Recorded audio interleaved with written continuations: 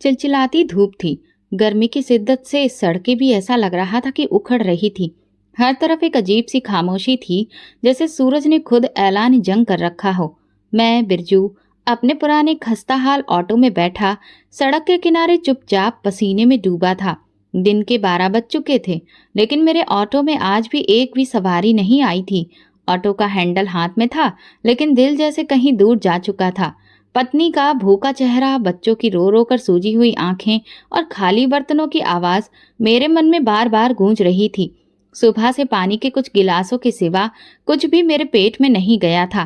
Petrol वैसे ही कम था, और अगर यूं ही खाली ऑटो लिए मैं घूमता फिरता तो वो भी खत्म हो जाता। फिर ना ऑटो चलता ना मैं सोच रहा था कि शायद आज भी खाली हाथ ही लौटना पड़े कि अचानक सामने से एक कमजोर सी बूढ़ी औरत आती दिखाई दी। हाथ में पुराना सा थैला पड़ा हुआ था, जिसमें कुछ सब्जियां और शायद दवाइयों के कुछ पत्ते रखे थे। चेहरे से साफ दिख रहा था कि वो दिन भर की थकान लिए हैं। उनका पल्लू पसीने से भीगा लग रहा था और कदम लड़खड़ा रहे थे। वो मेरे रिक्शे के पास आई और कहने लगी, बेटा, चौक तक जाना है, छोड़ दोगे? मैंने उनकी तरफ देखा और जैसे अपनी माँ की छवि देख ली हो। अचानक जुबान से निकल गया, 300 लगेंगे अम्मा। वो हिचकिचाई, फिर धीरे से बोली, बेटा, अगर सामान कम होता तो मैं रिक्शा में चली जाती। 300 तो नहीं है मेरे पास, 200 दे सकती हूँ। उनके चेहरे की झुर्रियों में कई कहानियां छुपी थीं। मैं ऑटो के हैंडल से हाथ हटाता हुआ बोल पड़ा, बैठ जाओ अम्मा, छोड़ देता हूँ। उन्होंने हैरत से मुझे देखा, जैसे कि उन्हें यकीन नहीं आया हो। मैंने उनके हाथ से थैला लिया, ऑटो में रखा और खुद भी सवार हो गया। पूरे रास्ते वो मुझे दुआएं देती रही, कह रही थी, भगवान तुम्हें आसान जिंदगी दे बेटा, तुम्हारे बच्चों को खूब तरक्की दे, पत्नी को खुश रखो। मैं चुपचाप सुनता रहा।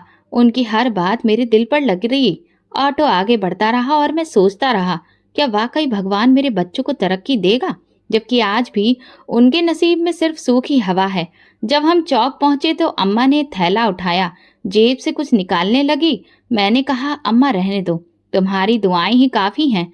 मेरी आंखों में झांक कर देखकर वो कहने लगी, बेटा, बहुत लोग देखे हैं इस शहर में, लेकिन तुम जैसे दिल वाले कम मिलते हैं। वो चली गई और मैं ऑटो वहीं रोक कर बैठ गया। जेब में कुछ भी नहीं था। कुछ देर यूं ही बैठा रहा।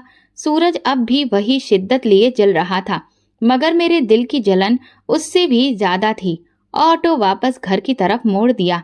मन में एक ही सवाल था, अब घर जाकर पत्नी को क्या जवाब दूंगा।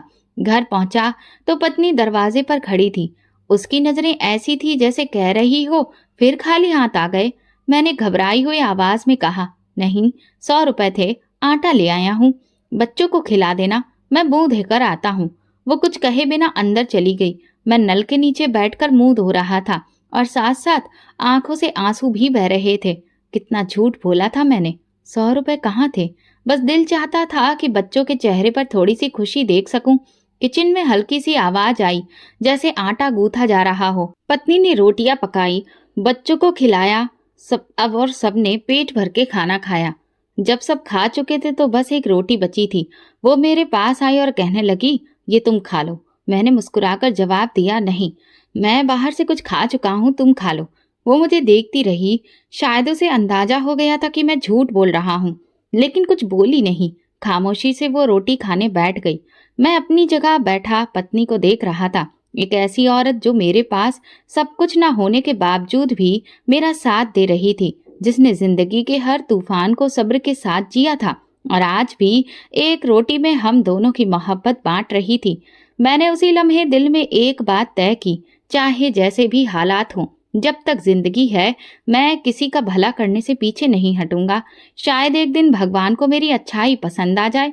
उसी उम्मीद पर मैं रात भर जागता रहा और अगली सुबह दोबारा ऑटो का हैंडल थामकर सड़क पर निकल आया, नए मंजिल की तलाश में, नए सपने की उम्मीद में। आज भी वही कहानी, और धूप में जलता रहा, मैं भी जलता रहा, मगर ना कोई सवारी मिली ना कोई उम्मीद। कुछ देर बाद ऑटो एक पेड़ के नीचे खड़ा कर दिया और एक कोने में जा बैठा। जेब में 20 रुपए पड़े थे, जो पानी की बोतल खरीदने के लिए भी नहीं थे। मैं जेब में हाथ डालकर उन 20 रुपयों को मुट्ठी में दबाया और आंखें बंद कर ली। सूरज ढलने लगा तो दिल ने कहा, अब घर चलो, जो होना है हो जाएगा। ऑटो घसीटते हुए मोहल्ले की गली में दाखिल हुआ तो बच्चों की हंसी की आवाज सुनाई दी, लेकिन मेरे घर के सामने एक बार फिर खामोशी छाई थी। दरवाजा खोलकर अंदर गया तो पति ने कोई सवाल नहीं किया, बस मेरी तरफ देखा। नजर वही थी जो दिन ब दिन और ज्यादा तीखी होती जा रही थी। वो खामोशी से अंदर गई, कुछ देर बाद वापस आई और मेरे सामने एक छोटा सा थैला रख दिया। ये आटा है, तुमने कहा था कि ले आए हो, बच्चों ने खा लिया है। मैंने गहरी सांस ली और मुस्कुराकर सिर हिलाया। झूठ एक बार फिर जीत गया या शायद हार गया। वो मुझे एक अजीब सी नजरों से देखती रही, जैसे वो कहना चाहती हो, अब तो सच बोल दो, मैं संभाल लूंगी। लेकिन हम मर्दों को ये सच बोलने की हिम्मत कब होती है? हम सच बोलते ही नहीं, छुपाते हैं ताकि हमें अपनों का सहारा मिलता रहे। पत्नी ने आटा गूंथना शुरू किया। मैं चारपाई पर बैठा दीवार को घूरता रहा। कुछ देर बाद उसने रोटियां पका ली। बच्चों ने खा लिया तो वो मेरे पास आई। हाथ में एक प्लेट थी जिसमें एक रोटी रखी थी। ये खा लो, तुमने सारा दिन कुछ नहीं खाया होगा। मैंने तुरंत जवाब दिया, मैं तो दोपहर को एक होटल वाले के साथ खा चुका हूँ, तुम खा लो। उसने कहा, अगर वाकई में खा लिया है तो ठीक है, और वो प्लेट लेकर चली गई। मैं पीछे से उसकी थकी हुई कमर को देख रहा था। वो भी जानती थी कि मैं झूठ बोल रहा हूँ, और शायद मैं भी जानता था कि वो जान चुकी है, लेकिन हम दोनों ने कुछ नहीं कहा। रात गहरी होने लगी। बच्चे नींद में सो गए, लेकिन हम दोनों जागते रहे। कभी वो किचन में जाती, कभी बर्तन धोती, कभी खिड़की से बाहर देखती। मैं खामोशी से उसकी हर हरकत देख रहा था। मेरी जुबान पर ताला था, दिल में तूफान। ये वो लम्हे थे जो शब्दों के मोहताज नहीं होते, सिर्फ एहसास में ही जिंदा रहते हैं। मुझे याद आया, एक बार शादी के पहले साल हमने एक छोटा सा केक मिलकर खरीदा था। उस दिन मेरे पास 250 रुपए थे, और हम दोनों ने वो केक खाते हुए वादा किया था कि एक दिन घर होगा, खुशियां होंगी और बच्चे हमें गर्व से देखेंगे। आज वही पत्नी थी, वही मैं, लेकिन केक नहीं था, बस खामोशी थी। रात गई। उसने मुझसे कहा, कभी कभी लगता है कि शायद हम कोई परीक्षा दे रहे हैं। मैंने धीरे से कहा, शायद ये परीक्षा नहीं, हमारे नसीब का हाल है जो कुछ ज्यादा ही सख्त है। वो धीरे से बोली, बस मैं इतना जानती हूँ कि तुम मेहनत करते हो, ये भी जानती हूँ कि तुम झूठ बोल रहे हो, लेकिन इस झूठ में भी एक सच्चाई छुपी है, और वो ये कि तुम चाहते हो कि हम हिम्मत ना हारें। मेरी आंखों से आंसू बहने लगे। उनसे नजरें चुराने के लिए मैंने मुंह फेर लिया। तुमने वो आखिरी रोटी मेरे लिए बचाई थी ना? वो मुस्कुराकर बोली, और तुमने वो रोटी मेरे लिए छोड़ दी थी। यही वो पल था जब मुझे लगा हम दोनों का पेट चाहे खाली हो, मगर दिल मोहब्बत से भरे हुए हैं। मैंने उसकी तरफ हाथ बढ़ाया, उसने थाम लिया। हम दोनों ने उस रात कुछ नहीं खाया, लेकिन ऐसा लग रहा था कि जैसे हमने दुनिया की सबसे बड़ी दौलत पा ली हो। खामोशी में लिपटी हुई मोहब्बत की वो थाली जिसमें सिर्फ कुर्बानी थी, सब्र था और दुआ की वो महक जो शायद आसमानों तक पहुंच गई थी। सुबह के वक्त सूरज अभी पूरी तरह निकला नहीं था, लेकिन मेरे दिल पर अंधेरे पहले से छाए थे। मैं बिस्तर से उठा, नहा धोकर कपड़े बदले और खामोशी से ऑटो की चाबी लेकर बाहर आ गया। पत्नी ने कुछ नहीं पूछा, शायद वो जान गई थी कि मेरे पास कहने को कुछ नहीं बचा। ऑटो सड़क पर लाया तो पहला झटका तब लगा जब सीट पर बैठते ही अंदाजा हुआ कि पेट्रोल तकरीबन खत्म हो चुका है। कल के 2-3 चक्कर में टंकी को बिल्कुल खाली कर दिया था। जेब में हाथ डाला तो बस चंद सिक्के थे जो शायद एक चाय के कप के भी ना होते। दिल ने कहा, वापस जाओ, आज का दिन भी यूं ही गुजरने दो। लेकिन फिर वो सपना, वो वादे और बच्चों के चेहरे सामने आ गए, और मैंने रिक्शा स्टार्ट कर दिया। पेट्रोल पंप वही पुराना था जहां कई बार मैंने घंटों खड़े होकर दूसरों को पेट्रोल भरवाते देखा था। आज फिर एक बार उसी उम्मीद के साथ गया कि शायद पंप वाले अमित भैया मुझ पर रहम खा ले। अमित भैया भले ही स्वभाव के सख्त मिजाज इंसान थे, लेकिन मोहल्ले के ही थे, इसलिए उनसे कुछ जान पहचान हो गई थी। ऑटो पेट्रोल पंप के सामने लाकर रोका और हिचकिचाते हुए कहा, अमित भैया 5 लीटर डाल देंगे? कल तक दे दूंगा पैसे। उन्होंने मुझे सिर से पांव तक देखा, जैसे मेरी हालत को तोल रहे हों। फिर नाक चढ़ाते हुए बोले, बिरजू तुम तो हमेशा उधार की ही बात करते हो, हम भी भाई कारोबार करते हैं, कोई दान नहीं देते। पहले जो उधार दिया था वो भी 3 दिन बाद दिया था। मैंने झुकी निगाहों से कहा, जानता हूँ, लेकिन अब की बार वादा है, कल सुबह तक चुका दूंगा। इससे पहले कि मैं बात पूरी करता वो अचानक बोले, चलो ठीक है डाल देता हूँ, लेकिन ये आखिरी बार है, आइंदा बगैर पैसे के मत आना। मेरी खुददारी एक लम्हे को सिमट गई, जैसे किसी ने मुझे पूरी भीड़ में नंगा कर दिया हो। वहां आसपास दूसरे लोग भी मौजूद थे, कुछ मोटरसाइकिल वाले, कुछ अपने ऑटो में पेट्रोल ही भरवा रहे थे। सबने एक लम्हे को मेरी तरफ देखा और फिर नजरें फेर ली, लेकिन वो एक लम्हा सदियों जितना लंबा लग रहा था। अमित भैया ने पेट्रोल भरा, रसीद काट कर हाथ में थमाई और कहा, कल सुबह। मैं चुपचाप रसीद जेब में डाली और ऑटो लेकर पंप से बाहर निकल आया। दिल में अजीब सा बोझ था, जैसे पेट्रोल नहीं नमक भर गया हो। सड़क पर आकर मैंने ऑटो धीरे धीरे चलाना शुरू किया। हर बार किसी मोड़ पर जब मुझे कोई साथी ड्राइवर दिखाई देता तो मैं नजरें चुरा लेता। उनमें से अक्सर मेरे जानने वाले थे। अमन, विजय, जतिन सब अपने अपने ऑटो में व्यस्त थे। जब भी किसी दूसरे ऑटो वाले को सवारियां बिठाते हुए देखता तो दिल करता कि अपना ऑटो वहीं रोक दूं और पैदल घर चला जाऊं। ऑटो का हैंडल पकड़े पकड़े मेरा दिल भर आया। अगर अकेला होता तो शायद रो भी लेता, लेकिन सड़कों पर आंसू नहीं बाहर आते हैं, वहां सिर्फ धूल उड़ती है और दर्द उमड़ते हैं, सपनों की तरह पीछे रह जाते हैं। दोपहर तक 2 ही सवारियां मिली। दोनों ने कम किराया दिया और एक तो जाते जाते बहस भी कर गया, ये इतने पैसे किस बात के।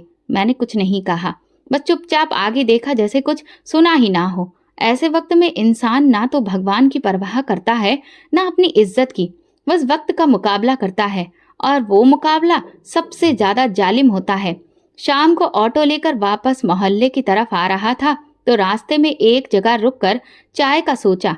चाय वाले को 50 रुपए दिए और पूछा, 1 कप चाय दे दो, बगैर बिस्किट के। चाय वाला कुछ कहने ही वाला था कि पीछे से आवाज आई, बिरजू भैया, आज भी खाली लग रहे हो।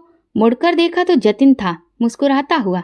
उसके ऑटो में 2 सवारियां बैठी थीं और पीछे बड़ा सा स्पीकर बज रहा था। वो खुशहाल दिखाई देता था और मैं एक थका हारा सा। मैंने जबरदस्ती मुस्कुराकर कहा, बस यार, दिन थोड़ा सुस्त रहा, प्रार्थना करो कल अच्छा हो। वो ऑटो आगे ले गया और मैं वहीं बैठा चाय का आखिरी घूंट पीने लगा। वो घूंट जैसे हलक में कांटे बनकर उतर रहा था। खुददारी, इज्जत, सपना, हसरते, सब के सब जैसे एक कप में ही डूब गए हों। रात में घर लौटा तो पत्नी दरवाजे पर खड़ी नहीं थी, शायद थककर बच्चों के साथ सो गई थी। दरवाजा खुद खोला, चुपचाप अंदर गया और एक कोने में जाकर बैठ गया। आज भी कुछ नहीं लाया था और कल भी जाने क्या होगा, लेकिन उस लम्हे दिल में एक प्रार्थना आई, भगवान, अगर मेरी मेहनत ही काफी नहीं तो कोई और ही रास्ता दिखा दो। लेकिन अब मेरे हौसले भी कमजोर पड़ने लगे हैं और मैं रात के अंधेरे में खुद से लड़ता रहा, इस उम्मीद के सहारे जो शायद कहीं अंदर अब भी जिंदा थी। अगले दिन भी रोज की तरह मेरी सुबह उम्मीद और मायूसी के बीच उलझी हुई थी। पेट्रोल का बंदोबस्त तो अमित भैया से किया हुआ था, उधार भी था, जो हर लम्हे सीने पर बोझ बनकर बैठा था। रात खाली पेट गुजरी और दिल में वही सवाल अभी भी गूंज रहा था, जो हर दिन मुझे नए लहजे में पूछता था, क्या आज का दिन अच्छा होगा। ऑटो स्टार्ट किया और सड़क पर निकल गया। गर्म हवा चेहरे पर ऐसे लग रही थी जैसे मेरी नाकामी का मजाक उड़ा रही हो। सड़क सुनसान थी, कहीं कोई साया नहीं, न सवारी न आवाज, बस ऑटो के इंजन की धीमी धीमी आवाजें और दिल की बेचैनी। दोपहर के करीब जब सूरज काफी तेज था, मैं शहर के पुराने इलाके के पास से गुजर रहा था। वहां पेड़ों के नीचे एक छोटा सा स्टॉप सा बन गया था, जहां कभी कभार बुजुर्ग लोग बैठकर आराम किया करते थे। आज भी वहां एक सफेद कुर्ता पैजामा में हल्की सफेद दाढ़ी वाले बुजुर्ग बैठे थे। उनकी आंखें बंद थीं और हाथ में कुछ था जो वो धीरे धीरे घुमा रहे थे, जैसे कोई जिक्र हो रहा हो। मैंने ऑटो थोड़ा आगे किया ही था कि अचानक वो बुजुर्ग उठे, मेरे रिक्शा की तरफ बढ़े और बिना कुछ कहे धीरे से आकर बैठ गए। मैं चौंक गया। बाबा जी, कहाँ जाना है? उन्होंने आंखें धीरे से खोली। चेहरे पर एक ऐसी नमी और सुकून था जो शब्दों से बयां नहीं हो सकता। फिर बोले, बस सीधा चलो। लेकिन बाबा जी, किस तरफ? कहाँ? सीधा चलो बेटा, सीधी राह चलने वाला कभी भटकता नहीं। ये शब्द सुनकर जैसे वक्त थम गया हो, एक अजीब सा सुकून मेरे दिल पर छा गया। उनका अंदाज, बात ऐसी थी जैसे कोई बहुत पुराना जानने वाला हो, जैसे वो मेरी आत्मा को अच्छे से पहचानता हो। ऑटो चला तो मैं बार बार शीशे में उन्हें देखता रहा। उनके होंठ हिल रहे थे, हाथ में एक माला दिख रही थी जो वो धीरे धीरे घुमा रहे थे, और हर दाने के साथ वो कुछ शब्द अपने होठों से निकालते, लेकिन इतने धीरे कि मैं सुन नहीं पाया। रास्ते में दिल चाहा कि कुछ पूछूं, लेकिन अजीब सी हिचकिचाहट ने मुझे रोके रखा। दिल जैसे कह रहा हो, चुप रहो, ये इंसान आम नहीं है।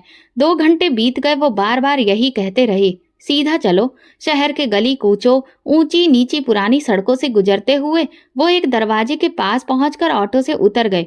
मैंने सांस ली और तुरंत पूछा, बाबा जी किराया? उन्होंने मेरी तरफ देखा। उनकी निगाह में ना गुस्सा था न नरमी, बस एक गहराई थी, जैसे कई जमाने उनकी आंखों में ठहरे हों। बोले, भगवान के बंदों से पैसे नहीं मांगते बेटा, ये तो परीक्षा है और तुम्हें तो इनाम मिलेगा, अभी नहीं लेकिन जल्द ही। ये कहकर वो माला फेरते हुए कुछ पढ़ते रहे और धीरे धीरे उस दरवाजे की तरफ बढ़ते चले गए। मैं वहीं खड़ा रह गया, जैसे ऑटो के साथ मेरा वजूद भी थम गया हो। उनकी बातें, उनका लहजा, उनका माला पढ़ना, सब कुछ मुझे किसी और ही दुनिया का लगा। दिल ने कहा, चलो वापस, घर में तो बच्चे इंतजार कर रहे होंगे। ऑटो मोड़ा, लेकिन कुछ गज दूर जाकर इंजन बंद हो गया। पेट्रोल पूरी तरह से खत्म हो चुका था। मैंने ऑटो को हाथ से घसीटकर शहर के बीच लाना शुरू किया। धूप अब शरीर पर नहीं, दिल पर लग रही थी। हर कदम पर पछतावा हो रहा था। आखिर क्यों क्यों उस बुजुर्ग को बिठाया, क्यों उससे किराया नहीं लिया? लेकिन फौरन दिल से आवाज आई, ये वो सवाल नहीं जो तुम करना चाहते हो।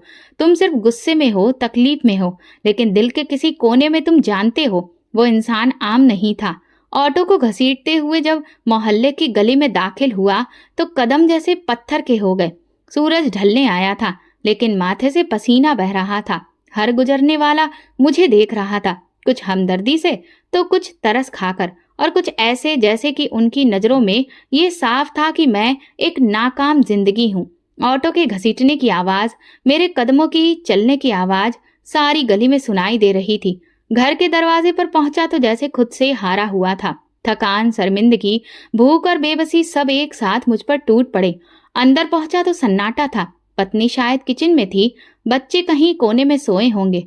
मैंने ऑटो दीवार के साथ खड़ा किया और अंदर जाते ही पत्नी की आवाज सुनाई दी, आखिर कब तक यूं ही खाली हाथ आते रहोगे? मैं दंग रह गया। उसके लफ्जों में वो टीस थी जो सिर्फ तब निकलती है जब आंखों ने बार बार आंसू पिए हों। आज भी कुछ नहीं लाए? बच्चों को 2 वक्त की रोटी भी नहीं दे सकते। सारा दिन क्या करते हो? तुम्हारे दोस्त भी तो रिक्शा चलाते हैं, उनके घरों में तो कितना अच्छा खाना बनता है, और हमारे यहाँ सिर्फ हवा। मैंने जुबान खोली, लेकिन शब्दों ने मेरा साथ छोड़ दिया। फिर बेइख्तियार भड़क उठा, तो मैं क्या करूं? जी तोड़ मेहनत करता हूं, पैसे आसमान से नहीं गिरते आरती। किस्मत में कुछ चीजें होती हैं, और वो शायद मेरे लिए दुश्मन है। वो रो रही थी, चीख नहीं रही, सिर्फ रो रही थी। उसका रोना मेरे वजूद पर हथौड़े बरसा रहा था। मैं जानती हूँ तुम मेहनत करते हो, लेकिन कब तक सिर्फ मेहनत करते रहोगे? कब कुछ बदलेगा? कब हमारे बच्चों के लिए कपड़े खरीदोगे? खाना बिना किसी हिसाब के कब खाएंगे? मैंने चारपाई की पट्टी पर जोर से मुक्का मारा और उठकर कमरे से बाहर आ गया। दीवार से टेक लगाकर आंखें बंद कर ली। अंदर से पत्नी के सिसकने की आवाजें आ रही थी। मैं जानता था वो कमजोर नहीं थी, लेकिन गरीबी इंसान के अंदर की मजबूत मिट्टी को भी हिला देती है। कुछ पल गुजरे, पत्नी दरवाजे पर आई। उसकी आवाज धीमी और थकी थी। बच्चे अभी तक भूखे हैं, तुमने तो कम से कम कुछ खाया होगा, उनके बारे में भी सोचो। मेरे पास कुछ भी नहीं है आरती। आज सिर्फ एक बुजुर्ग बैठे जिन्होंने किराया दिया ही नहीं। फिर मैंने उनसे उन बाबा जी के बारे में उसे सब कुछ बताया। वो चुपचाप मुझे देखती रही, फिर अंदर चली गई। मैं भी पीछे गया। कमरे में बच्चे बेखबर सो रहे थे। उनके चेहरे पर थकान थी, लेकिन शायद भूख ने उन्हें नींद की पनाह में भेज दिया था। पत्नी एक तरफ बैठी थी, आंखें लाल थी। मैं उसके पास गया और कहा, मुझे माफ कर दो। मेरे बस में होता तो मैं तुम्हारे और उन बच्चों के लिए दुनिया की हर खुशी खरीद लेता, लेकिन आज मेरे हाथ खाली हैं, दिल भरा हुआ और जमीर जख्मी है। वो मेरे कंधे पर हाथ रखकर बोली, मैं तुमसे ज्यादा अपने आप से नाराज हूँ। पहली बार ऐसा हुआ कि हम दोनों एक दूसरे के शब्दों से नहीं, खामोशी से जुड़े। उस रात भी कुछ नहीं खाया, पेट खाली था, दिल में बेनाप सा बोझ। कमरे में अंधेरा था, पंखा धीरे धीरे घूम रहा था और हम दोनों अपनी मायूसियां और सपने बांट रहे थे। मैंने चुपके से दिल में फैसला किया कि अगली बार अगर वो बुजुर्ग दोबारा मिले तो मैं ना सिर्फ उनकी बात समझूंगा, बल्कि उनके हर शब्द को दिल में उतारूंगा। लेकिन उससे पहले मुझे अपने खुद के जख्म भरने होंगे, ताकि मैं दोबारा खड़ा हो सकूं। मुझे समझ आ चुका था कि कुछ ना कुछ जरूर बदलने वाला है। सुबह हुई, लेकिन रात मेरी आंखों में कटी थी। कोशिश की मगर खामोशी, भूखे सोते बच्चों के चेहरे, सब जैसे किसी फिल्म की तरह मेरी आंखों के सामने चल रहा था। पत्नी किचन में नहीं थी। दरवाजे पे नजर गई तो देखा वो कुछ कपड़े एक बैग में डाल रही थी। बच्चे पास बैठे थे, खामोश, सहमे हुए। मैंने हैरानी से पूछा, ये क्या हो रहा है आरती? उसने मेरी तरफ देखा और फिर धीरे से बोली, अब बस बहुत हो गया। अब बच्चों को लेकर मैं मायके जा रही हूँ। माँ के घर में शायद एक वक्त की रोटी तो मिल जाएगी। उसके ये शब्द मुझे तीर की तरह चुभे और आंखों में आंखें डालने की हिम्मत भी नहीं बची। मैं कुछ ना बोला। आरती, देखो, अब कुछ मत कहो। मैं जानती हूँ तुमने मेहनत की है, लेकिन भूख, बच्चों की खामोश आंखें और खाली बर्तन अब बर्दाश्त से बाहर है। शायद मुझे मेरे मायके में कुछ सुकून मिले, तुम्हें भी और मुझे भी। वो बाहर निकल गई, बच्चों को चुपचाप उंगली पकड़कर साथ ले गई। दरवाजा बंद हुआ तो ऐसा लगा जैसे जिंदगी का सबसे कीमती हिस्सा मुझसे छिन गया हो। मैं चारपाई पर बैठ गया, दिल जैसे टुकड़ों में बट गया। खामोशी ऐसी थी जैसे पूरा मोहल्ला सुन रहा हो कि बिरजू की पत्नी बच्चे लेकर चली गई। घंटा यूं ही बैठा रहा, हाथों में चेहरा छुपाए, कभी दरवाजे को देखता तो कभी खुद को। रात को बिस्तर पर लेटता तो नींद आंखों से कोसों दूर थी। मुझे हमारी शादी की पहली रात याद आई, जब आरती ने जागते हुए कहा था कि मैं सादी जिंदगी पसंद करती हूँ, बस जिसमें सच्चाई हो, इज्जत और सुकून हो। मैंने हंसते हुए वादा किया था कि ये सब होगा, तुम मेरा साथ दे देना। कितनी अजीब बात है, वादा मैंने किया, निभाया उसने। मैंने उसे कुछ नहीं दिया, ना अच्छे कपड़े, ना सैर सपाटा, ना खुशियां, लेकिन वो हर हाल में मेरे साथ रही। कभी शिकायत नहीं की, कभी सवाल नहीं किया। हर बार मेरे झूठ को चुपचाप बर्दाश्त करती रही, हर बार बच्चों की भूख पर अपना दिल मारती रही। और जब वो रूठ गई तो शायद मैं खुद से रूठ गया। आंखें बंद की तो उसके आखिरी शब्द कानों में गूंज रहे थे, शायद एक वक्त की रोटी मिल जाए। दिन में दर्द उठा, ऐसा लगा जैसे मैं सब कुछ हार चुका हूँ, सिर्फ पत्नी नहीं, अपनी जमीन भी। सुबह उठा तो मन हताश था, इसलिए मंदिर चला गया। भगवान के सामने बैठा तो आंसू निकल पड़े। मैंने उस औरत को तकलीफ क्यों दी जो हमेशा मेरे साथ खड़ी रही? हे भगवान, मुझ पर रहम करो। बस कैसे भी मेरी पत्नी का दिल बदल दो, वो मेरा घर फिर से आबाद कर दे। घर लौटा तो कुछ हल्का लग रहा था। कपड़े बदले, चाय पी और सीधा अपने ससुराल गया। बहुत ही चाहत लग रही थी, लेकिन नीयत साफ थी। दरवाजे पर पहुंचा तो आरती की छोटी बहन मिली। उसने मुझे हैरत से देखा, फिर अंदर बुला लिया। आरती आंगन में बैठी थी, बच्चे आसपास खेल रहे थे। उसने मुझे देखा तो चेहरा सुन्न हो गया। मैं उसके सामने हाथ जोड़कर बैठ गया और कहा, मैं तुमसे माफी मांगने आया हूँ आरती। वो कुछ देर चुप रही, फिर बोली, माफी से पेट नहीं भरता, लेकिन नीयत बदल सकती है। आरती, मैं जानता हूँ कि तुम थक चुकी हो, लेकिन मैं भी अब वो बिरजू नहीं रहा। कल रात पहली बार मैंने खुद को आईने में देखा और बहुत शर्मिंदा हुआ। वो बच्चों की तरफ देखते हुए बोली, तुम्हें यकीन है कि सब बदलेगा? मैंने कहा, नहीं, लेकिन उम्मीद है। और अब की बार वो उम्मीद प्रार्थनाओं से जुड़ी है, और तुम्हारे बिना ये प्रार्थना अधूरी है। आरती की आंखें भर आईं, लेकिन उसने हाथ बढ़ाकर कहा, चलो घर चलते हैं। वापसी का रास्ता मेरे दिल के बोझ को हल्का करता जा रहा था। इस बार वो मेरे साथ थी, बच्चों के साथ और एक नई उम्मीद के साथ। शायद सब कुछ अब भी वैसा ही हो, वही ऑटो, वही तंग हाली, लेकिन एक बात जरूर बदल गई थी। अब हम फिर से एक साथ थे, और यही सबसे बड़ी दौलत थी।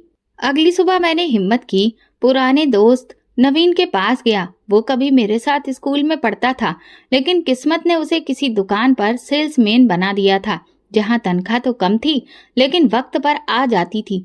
नवीन, कुछ दिन का उधार चाहिए, सिर्फ इतना कि ऑटो में पेट्रोल डलवा सकूं। नवीन ने एक पल मुझे देखा, फिर जेब से कुछ नोट निकालकर थमा दिए। बिरजू, मुझे याद है जब हम बच्चे थे तो तुमने मेरे लिए स्कूल में किताब खरीदी थी। आज वही कर्ज लौटा रहा हूँ। मैंने नजरें झुकाकर धन्यवाद कहा। दिल अजीब सी नरमी से भर गया था।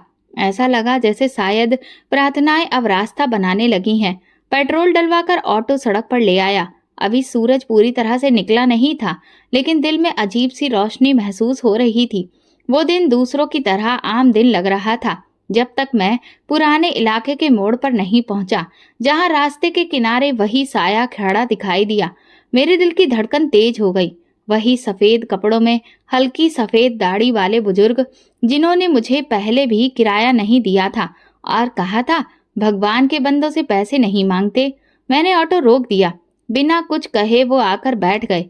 मैंने धीरे से पूछा, कहाँ जाना है बाबा जी? वो मुस्कुराए, जैसे मुझे पहचान लिया हो। कहाँ जाना है ये तो तुम्हें पता होना चाहिए।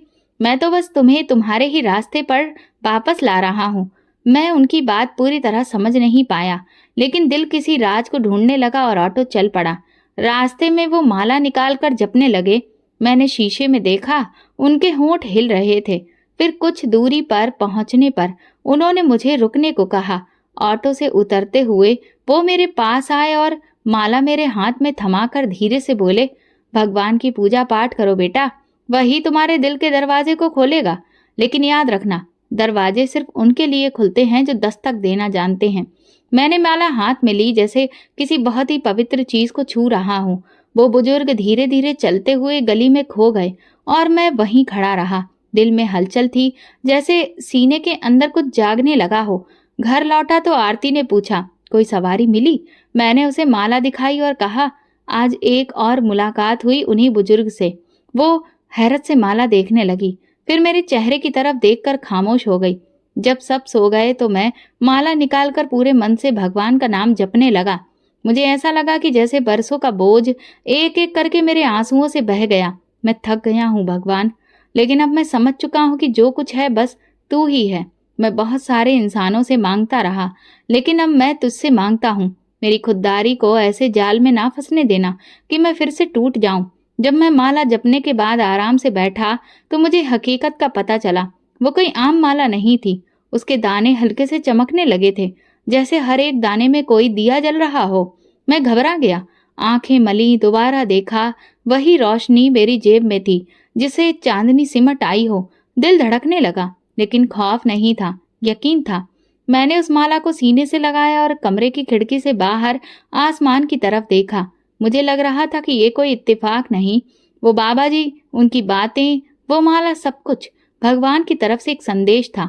मैंने फैसला किया कि अब मैं बरकत की तलाश में निकलूंगा। अब वो माला सिर्फ मेरी नहीं रही थी, वो मेरे मन की जुबान बन चुकी थी। अगले दिन जब मैं अपने काम से लौटा तो समय निकालकर माला को एक बार फिर से फेरना शुरू किया। लेकिन ये क्या, अचानक मैंने देखा कि माला से खून की बूंदें गिरने लगी। ये देखकर मेरा दिल सदमे में आ गया और मैं हड़बड़ा उठा। लेकिन तभी अचानक ऐसा लगा कि वो खून के धब्बे गायब हो चुके थे। मैंने हथेली फर्श पर मारी, लेकिन वहां कुछ भी नहीं था। ये शायद मेरा वहम था या कोई सपना। ये कुछ और था, मैं नहीं जानता। मुझे बस इतना पता था कि मैं जाग रहा हूँ। मेरी सांसें तेज थीं, आंखें नम और दिल बेकाबू। कमरे में बिल्कुल खामोशी थी, लेकिन दिल में तूफान उठने लगा। मैंने उस माला को अपनी हथेलियों के बीच दबा लिया, आंखें बंद की और भगवान से कहा, तुम भला मुझे क्या दिखाना चाहते हो? उसी वक्त एक अजीब सा एहसास दिल में जगा। क्या वो खून के कतरे मेरे दुखों की परछाई थे या मेरे किसी गुनाह का बोझ? कुछ समझ ही नहीं आ रहा था। अगले दिन जब मैं ऑटो में बैठकर शहर की तरफ गया तो सुबह से शाम हो गई, लेकिन कोई सवारी बहुत मुश्किल से ही मिली। फिर भी चेहरे पर थकान के बावजूद दिल में सुकून था, ऐसा सुकून जो इंसान को टूटने से पहले थाम लेता है। जब मैं मोहल्ले में दाखिल हुआ और गली के मोड़ पर पहुंचा तो सामने का मंजर देखकर ऑटो का हैंडल हाथ से छूटते छूटते बचा। मेरा दिल धक्क से रह गया। मेरे घर के सामने भीड़ लगी थी। औरतें, बच्चे, नौजवान सब लाइन में खड़े थे। कुछ के हाथों में खाली बर्तन थे, कुछ अपने कपड़ों का दामन फैलाए खड़े थे। मैं जल्दी से ऑटो एक तरफ रोका और लोगों की तरफ बढ़ा। एक नौजवान लड़का मेरे पास आया और खुशी से बोला, अरे बिरजू भैया, भगवान ने तो आपको खूब दिया है। हलवा पूरी इतनी अच्छी है कि हाथ ही चाटते रह जाएं। मैं चौंक गया, ये क्या कह रहे हो भैया? बोला, अरे आपके घर से तो डोंगियां निकली हैं जो सबको बांटी जा रही हैं। सब लोग आपको दुआएं दे रहे हैं। मैं कुछ बोल ना सका, जल्दी से आगे बढ़ा और जब घर के दरवाजे पर पहुंचा तो हैरान रह गया। आरती किचन के दरवाजे पर खड़ी लोगों को प्लेटों में हलवा पूड़ी दे रही थी। बच्चों के चेहरे खिल रहे थे और वो उन डोंगियों के पास बैठे खुशी से शोर मचा रहे थे। मेरे कदम जैसे थम गए, आंखें फटी की फटी रह गईं। आरती, ये सब कहाँ से आया? उसने मुझे देखा और मुस्कुराई, फिर प्लेट में हलवा पूड़ी निकालते हुए बोली, एक बुजुर्ग आए थे, सफेद दाढ़ी वाले, वही जिनका जिक्र तुम करते हो। उन्होंने एक गाड़ी से 6 डोंगियां निकलवाई, हमारे घर में रखवाई और कहा, भगवान के नाम पर बांटो, वो तुम्हें और देगा। मैं दंग रह गया। क्या वही बुजुर्ग थे? हाँ, वो बोली। मैं उनकी आंखों में एक अजीब सा सुकून देख रही थी। इतना कहकर वो चले गए थे। मैंने पूछा भी, आप कौन हैं, कहाँ से आए हैं? तो मुस्कुराकर बोले, हमें पहचानने के लिए नजर चाहिए और देने के लिए नियत। फिर वो चले गए।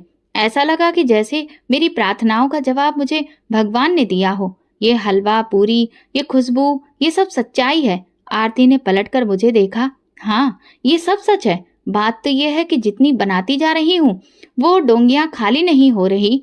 मैं उन बर्तनों में झांक कर देखता तो वे सच में हलवा पूरी से भरे पड़े थे, जो खत्म ही नहीं हो रहे थे। मेरी आंखें नम हो गईं। मैं जमीन पर बैठ गया और दोनों हाथों को चेहरे पर रख लिया। लोग आ जा रहे थे। आरती खाना बांट रही थी। बच्चे हंस रहे थे। मैं खामोशी से रो रहा था।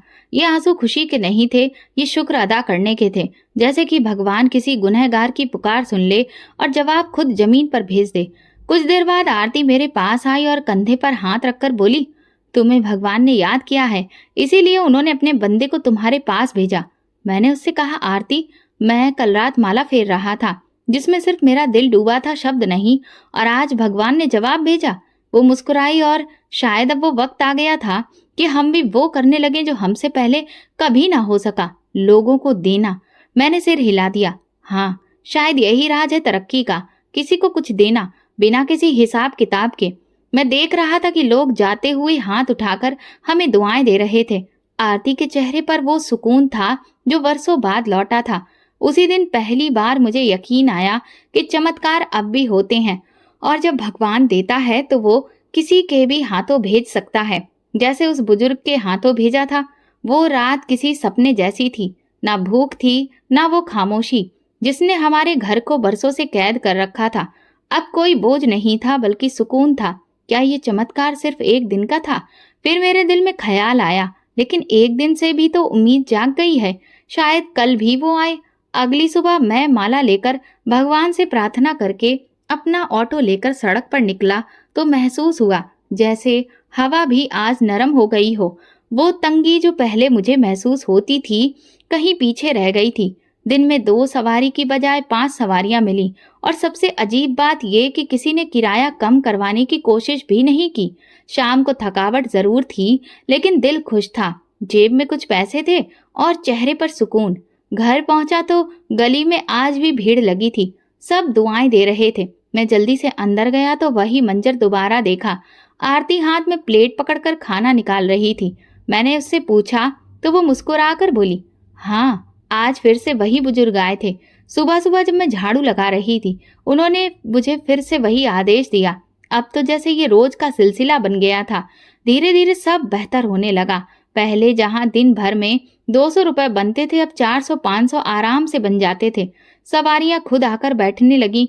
कुछ तो मुझे नाम लेकर पूछती, आप बिरजू भैया हो ना, जिनके घर से रोज खाना बनकर जाता है? ये सब मेरी समझ से बाहर था, लेकिन दिल गवाही दे रहा था कि इसके पीछे सिर्फ एक ही ताकत है, भगवान की। वही है जो ये सब देता है, जो लोगों के दिलों को बदल देता है। एक दिन एक नौजवान मेरे ऑटो में बैठा। उसकी आंखों में नमी थी। रास्ते भर वो चुप रहा, लेकिन उतरते वक्त बोला, बिरजू भैया, आपको पता नहीं, आपके दिए खाने ने मेरी पत्नी की जान बचा ली। वो 2 दिन से भूखी थी, और जब कल आपके घर से खाना मिला तो मैंने पहली बार उसकी आंखों में खुशी देखी। मैंने नजर झुका ली। होठों पर शुक्र था, आंखों में नमी। रात को मैंने आरती से कहा, अब मुझे समझ आ रहा है, असली तरक्की सिर्फ अपनी इज्जत और नाम को बचाने में नहीं, बल्कि किसी और के खाली बर्तन को भरने में है। वो हल्के से मुस्कुराई और बोली, हम तो बस हाथ हैं, देने वाला वही है। उन दिनों में मेरी सोच बदलने लगी थी। पहले मैं दिन भर सवारी के लिए भागता था, अब सुकून से काम करता था। हर सवारी को इज्जत से बिठाता, नरमी से बात करता और उससे ज्यादा दिल से कमाता। और अजीब बात यह थी कि अब जब मैं किसी को ऑटो में बैठाता था तो उनके चेहरे पर सुकून आ जाता, जैसे मेरे साथ बैठना उनके लिए किसी राहत का जरिया हो। आरती भी बदल गई थी। जो कभी हर बात पर शिकायतें करती थी, अब हर बात पर शुक्र अदा करती है। रोज भगवान से पूछती है और खाना बांटने की तैयारी करती है। हम दोनों के बीच अब कोई दूरी नहीं थी। एक प्रार्थना और एक यकीन हमारे बीच आ चुका था। मैं जान चुका था कि नरमी सिर्फ शब्दों में नहीं, बल्कि हमारे व्यवहार में भी होनी चाहिए। सच सिर्फ जुबान से नहीं बल्कि दिल से भी बोला जाए तो असर करता है, और तरक्की सिर्फ कमाने से नहीं बल्कि बांटने से भी बढ़ती है। एक दिन शाम के वक्त जब सारा खाना बन चुका था और मोहल्ला खामोशी की चादर ओढ़ने लगा, मैं अकेला घर के पिछवाड़े में बैठा हुआ था। माला को उंगलियों में घुमा रहा था। आरती बच्चों को सुलाने अंदर जा चुकी थी और मेरे आसपास रात का सुकून था। नजरें आसमान पर टिकी थीं और दिल में कई सवाल पैदा हो रहे थे। आखिर वो वक्त क्यों आया था? वो दिन जब घर में कुछ नहीं था, न जुबान पर सुकून था और न दिल में शांति थी। मैंने अपनी जिंदगी को पलट कर देखना शुरू किया। वो वक्त याद आया जब मेरे पास कुछ थोड़ा बहुत था। कभी कुछ बच जाता था, लेकिन कभी भी किसी को देने का ख्याल नहीं आया। कभी किसी भूखे को खाने की पेशकश नहीं की, ना किसी गरीब का हाल पूछा। मेरे लिए पैसे का मतलब मेरे जेब में आने वाली रकम थी, जिसे बचाना, संभालना और सब अपनों पर ही खर्च करना मेरा असली मकसद था। तभी मुझे कुछ बरसों पहले का एक वाकया याद आया। एक इंसान मेरे ऑटो के पास आया था। उसके कपड़े गंदे थे, चेहरे पर थकान थी और हाथ में छोटा सा थैला था। उसने कहा, भैया पैसे नहीं हैं, लेकिन मेरी माँ अस्पताल में है, क्या तुम मुझे छोड़ सकते हो? मैंने खाली मुस्कुराहट के साथ कहा था, भैया ये ऑटो किसी खैरात का जरिया नहीं, कारोबार है। और फिर मैं आगे बढ़ गया था। आज याद आया तो दिल जैसे किसी ने मुट्ठी में जकड़ लिया। मेरे अंदर की आवाज बोली, शायद वही दिन था जब मेरी किस्मत से तरक्की को अलग कर दिया गया। मैं अपने अंदर झांकने लगा। मुझे वो सब चेहरे याद आने लगे जिन्हें मैंने कभी नजरअंदाज किया। वो सब हाथ जो मुझे कुछ मांगने के लिए बढ़े थे, मैंने उन्हें झटक दिया था। मेरी जिंदगी में जो तंगी थी वो सिर्फ तुम्हारी हालत की वजह से नहीं, मेरी नीयत की तंगी थी, मेरी सोच की तंगी थी। और अब जब वो बुजुर्ग आए जिन्होंने मुझे ये माला देकर एक नया रास्ता दिखाया है, अब सब बदलने लगा है। अब मैं ऑटो चलाता हूँ तो कोई बुजुर्ग नजर आ जाए तो मैं उन्हें नमस्कार बोलता हूँ। रास्ते में कोई बच्चा मिल जाए तो उसे पानी पिलाता हूँ। जो कभी सिर्फ अपनी फिक्र करता था, अब दूसरे चेहरों को अपना मानकर देखता है। एक दिन मैंने ऑटो रोका तो सड़क किनारे बैठा एक मजदूर दिखा। हाथ में रोटी थी, लेकिन सब्जी नहीं थी। मैंने अपना दोपहर का खाना जो आरती ने मुझे दिया था वो निकाला और उसके सामने रख दिया। वो चौंका, फिर मुस्कुराकर बोला, भैया भगवान तुम्हें और देगा। मैंने कहा, हाँ, अब मैं जान गया हूँ, भगवान उसे देता है जो बांटना जानता है। फिर मैंने कुछ बचत से एक छोटी सी रोटी की टोकरी तैयार की। रोज सुबह एक तरफ रख देता और शाम तक जितने भी जरूरतमंद नजर आते उन्हें पेश करता। वो दिन भी आया जब मुझे लगता था कि मेरी जिंदगी बदल चुकी है, लेकिन मेरे दिल में एक नई उम्मीद जाग चुकी थी। अब मैं सिर्फ लेने वाला नहीं रहा, मैं देने वाला बन चुका था। आरती भी मेरे साथ थी। वो भी खाने के साथ कुछ कपड़े भी अपने जमा करके लोगों में बांट रही थी। हम दोनों खामोशी से एक नया रास्ता अपना चुके थे। एक दिन आरती बोली, पता है, पहले हमारे घर के दीवारें सिर्फ भूख संभालते थे, अब प्रार्थनाएं संभालते हैं। मैंने सर हिलाकर कहा, और मुझे समझ आ गया है कि हमारे पास पहले दिल की कमी होती थी। अब हमारा सफर बदल चुका था। अब मैं सिर्फ ऑटो नहीं चलाता, मैं अपने भगवान के एहसान को भी अदा कर रहा था। मेरी जिंदगी का हर दिन, हर गली, हर चेहरा एक याद था कि जो कुछ भी तुम्हारे पास है वो तुम्हारा नहीं, वो भगवान की अमानत है। हमें समझ में आ चुका था कि तरक्की हाथ की मेहनत में नहीं, दूसरों की मदद में है। 10 साल बीत गए, वक्त जैसे पंख लगाकर उड़ गया हो। उस दिन के बाद वो बुजुर्ग दोबारा कभी नजर नहीं आए, ना वो गाड़ी और ना ही सफेद दाढ़ी वाले वो बाबा। उनकी सुकून भरी आवाज, लेकिन उनकी दी हुई माला अभी भी मेरे पास है, वैसी ही है। वो मेरे हर फैसले में मेरे साथ हैं। जब आखिरी बार वो डोंगी लेकर बाबा आए थे तो मैं और आरती समझ चुके थे कि ये किस्सा हमें रास्ता दिखाने का था। अब हमें इस रास्ते पर खुद चलना है। उसी दिन से मैंने एक छोटा सा किचन किराए पर लिया। शुरू में सिर्फ 3 दिन खाना बनाया जाता था, जो खुद जाकर मैं गरीबों को बांट देता था। आरती ने अपने जेवर बेचकर बर्तन खरीदे और हमने फैसला किया कि जितना हो सकेगा करेंगे। अगर कुछ नहीं हो सका तब भगवान के दरवाजे पर जाकर हाथ फैलाएंगे, लेकिन इंसानों के आगे नहीं। फिर एक दिन ऐसा आया जब एक ऊंचे दर्जे वाला मेरे ऑटो में बैठा। रास्ते भर वो चुप रहा, लेकिन उतरते वक्त अचानक बोला, तुम्हारी बातों से लगता है तुम कुछ नेकी का काम करते हो। मैंने बताया कि मैं ऑटो चलाता हूँ और लोगों को खाना भी खिलाता हूँ। उसने मुझे ध्यान से देखा और कहा, कल मेरे दफ्तर आओ, कुछ काम है। मैं अगले दिन गया। उसने गंभीरता से कहा, तुम्हारी सच्चाई ने मेरे दिल को छू लिया है। मैं चाहता हूँ कि तुम्हारे खाने का काम और बेहतर हो। मैं सारा खर्चा उठाऊंगा, तुम बस अच्छे से काम करो। वो दिन मेरी जिंदगी का नया मोड़ था। अब मैं ऑटो नहीं चलाता, लेकिन रोज कम से कम 500 लोगों को खाना जरूर खिलाता हूँ। वही गली, वही मोहल्ला। अब मेरी रोटी की छोटी सी किचन से खुशबू निकलती है और दरवाजे पर हर दिन वही मंजर होता है जो किसी जमाने में मेरे घर के सामने हुआ करता था। भीड़ लगी होती है, बर्तन होते हैं, आंखों में शुक्र की चमक। लोग कहते हैं बिरजू भैया के दरवाजे से कोई भूखा वापस नहीं जाता, और मैं सिर्फ मुस्कुराता हूँ, क्योंकि मैं जानता हूँ कि ये सब मेरे भगवान की वजह से है। ये उस बुजुर्ग की दुआ है, उनका माला का राज है जो आज भी मेरे तकिए के नीचे रखी रहती है। मेरा बेटा स्कूल जाता है और बेटी कॉलेज जाने की तैयारी कर रही है। आरती अब औरतों की टीम संभालती है, जो खाना पकाती है और बनाती है और जरूरतमंद घरों तक भी पहुंचाती है। मेरा घर अब वो सिर्फ मेरे बच्चों का नहीं, भगवान के बंदों का घर बन चुका है। मुझे याद है, एक दिन एक फकीर ने खाना खाते हुए कहा था, बिरजू, तुम्हारे हाथ में भगवान ने बरकत डाल दी है। मैंने उसे पल आंखें बंद करके दिल में कहा, भगवान, जब तक ये हाथ चल रहे हैं इन्हें अपना आशीर्वाद देते रहना। मैं अपने इस सफर में एक बात सीख चुका था, जब नीयत बदलती है तो नसीब भी बदलता है। जब दिल साफ हो तो रास्ते खुद खुल जाते हैं, और जब कोई बंदा सिर्फ भगवान के लिए काम करता है तो उसे भगवान और देता है। फिर सारी दुनिया की दौलत भी उसके मुकाबले में कम लगती है। मैं बुजुर्ग को कभी भी नहीं भूल सकता। यही मेरी जिंदगी की कहानी है, बिरजू की कहानी, जो कभी एक सिक्का बचाने के लिए इनकार कर देता था और आज बिना मांगे देता है, क्योंकि उस रात मैं समझ चुका था कि तरक्की हिसाब से नहीं, नीयत से आती है। और मेरे लिए सबसे बड़ा चमत्कार यही है कि मैं अब सिर्फ तरक्की के लिए नहीं, प्रार्थना और दुआओं के लिए कमाता हूँ।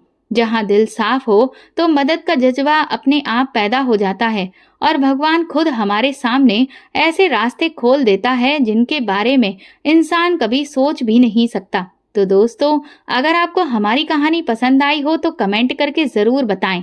वीडियो को लाइक करें और ज्यादा से ज्यादा शेयर करें। अगर आप चैनल पर नए हैं तो सब्सक्राइब जरूर करें और नोटिफिकेशन बेल दबाएं ताकि अगली अपडेट सबसे पहले आपको मिले। धन्यवाद।